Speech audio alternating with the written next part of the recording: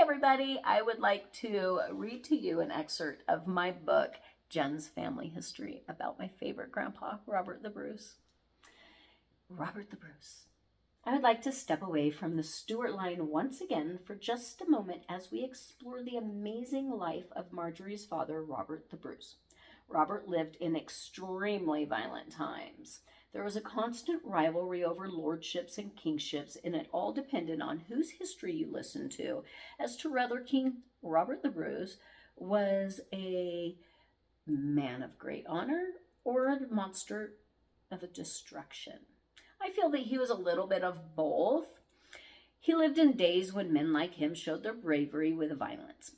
In that respect, he was a great warrior, strong and brave, afraid of none. He knew what he believed in, and he fought for what he felt was right. As I've researched his life and the hardships that he faced, I feel great fondness for this grandpa. He is one of my favorites for sure. Robert the Bruce was born July 11th in 1274, 750 years ago from this last month. He died June 7th, 1329. He was known as Robert the First as well as Robert the Bruce. He was one of the most famous warriors of his generation. He led Scotland through the first wars of Scottish independence against England. He was successful in his reign as Scotland's king as they fought for independence from England and is recognized as a national hero by some. He is also known for defeating the northern tribes of the Vikings when they tried to invade Scotland. Robert was a great-grandson of King David I. Robert also held the titles of the 5th Lord of Annandale. He took part in the revolt of William Wallace against the English King Edward I, who just ironically happens to be a great-grandpa of mine on my dad's side of the family. That book will come next. During his life, he was given the title of the Guardian of Scotland. He had many rivals for the throne. However, he stood his ground and never giving up. There were many successful battles and victories in his list of accomplishments. I believe he was a great man and should be honored and remembered as such. Many monuments have been built in his honor. Movies have been made about him, and almost all who hear his name recognize it. Even 750 years later, he is still a hero to many.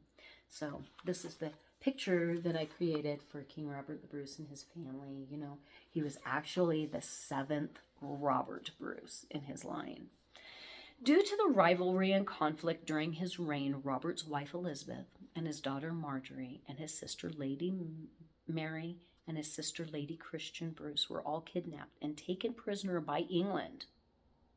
My other grandpa, how rude of him. There are conflicting stories as to where each of the women were held, and some records say they were simply held in unknown residences in East Yorkshire. Some records show that Lady Christian Bruce was held at a nunnery in Lincolnshire during this time. So I have done some research on nunneries. Sometimes they were a nunnery where nuns were, but sometimes they were totally different, like exactly the opposite of that. A nunnery was not always simply a place where nuns lived. Many nunneries were similar to a high-class brothel, where rich guys went to go get themselves a piece. So I'm really hoping that Lady Christian was in the real kind of, nunnery, not the brothel kind. Anyhow, we do not know exactly what kind of nunnery that Lady Christian was held at, but I would hope that it was not the type that, I would hope that it was the type where nuns lived. But as you hear the rest of what happened, you may also have your doubts, as I do. Queen Elizabeth of Scotland, Robert's wife, was imprisoned in a cage and would be set outside of the castle on public display as the English people would torment her by throwing things at her, stabbing her with things, and calling her names, and showing pure hatred towards her.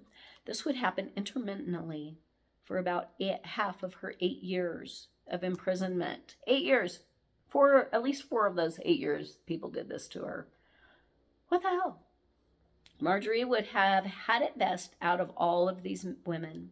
which may have not been the best conditions. She was sent to an abbey, and she was raised to have a good heart. She was well cared for and educated and raised with more respect than her mother and aunts were given. So yeah, I did a little picture of the queen in the cage. And the princess being taught by the nuns. It wasn't a good life for those girls. Robert had escaped imprisonment, spending his time waging war against all of those who had wronged him. Like, this man punished, for years punished people for what they did to his family. Spending this time waging war against those who had wronged him and his country, fighting against the English who wanted to unite both countries under one king, he fought his entire life against this unification that exists today. It would be many years before the women in his life would be released and reunited with Robert. Robert was eventually able to free his family from their captors and carry out his vengeance against his enemy. It took him a while, but he got his women back and he protected them. It is said that Robert de Bruce knew his death was imminent.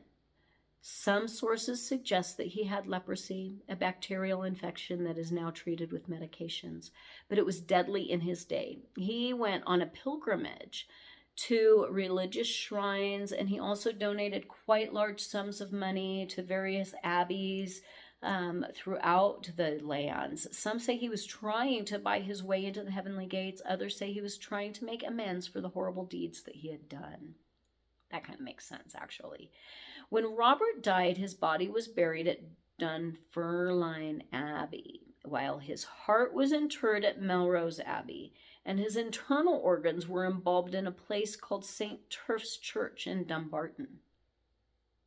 These are all places that were built by family members and ancestors of his. But to mutilate the poor man's body, I feel is really not right. I believe that you should not separate or mutilate human remains. There has to be a reason why they chose these three different spots to bury these specific body parts. Many questions have come to me as I learned about what had become of his remains. I learned that after his death, his heart was removed and carried into battle by Sir James Douglas, also another relative of mine. As the story goes, James Douglas had fought alongside Robert the Bruce in many battles. When Robert died, his heart was removed and James Douglas placed it in a silver case. James took it to Spain with him to fight in a battle. It was during the Crusades, I guess. I don't know. But anyhow, he took King Robert's heart in a box to Spain to fight a battle. It is said that he charged into battle and threw the case at the opposing forces and yelled, "Lead on, brave heart, I will follow thee." Probably where we came up with the whole brave heart thing. Yeah. It didn't work so great for him because the brave heart of Bruce was calling him to follow into the afterlife because James Douglas died that day and joined Bruce on the other side. Robert's heart was returned to Scotland after being lost for centuries and is now buried at Melrose Abbey. His body, having been buried at Dunfermline Abbey, was exhumed in the 1800s, and a plaster cast of his skull was taken before they reburied him on November 5th, 1819. And his original cast is on display at Holyrood Palace. So that is the last of my story about my grandpa, King Robert the Bruce. I think that it's such an amazing story. There's so much more to it, but oh my God, why did they part him out? If I could meet him, I would tell him, "Grandpa, I love you. You're my hero." Have a great day, guys. Thanks for listening to my excerpt of my story. I hope you had fun. Check us out on jensstories.com.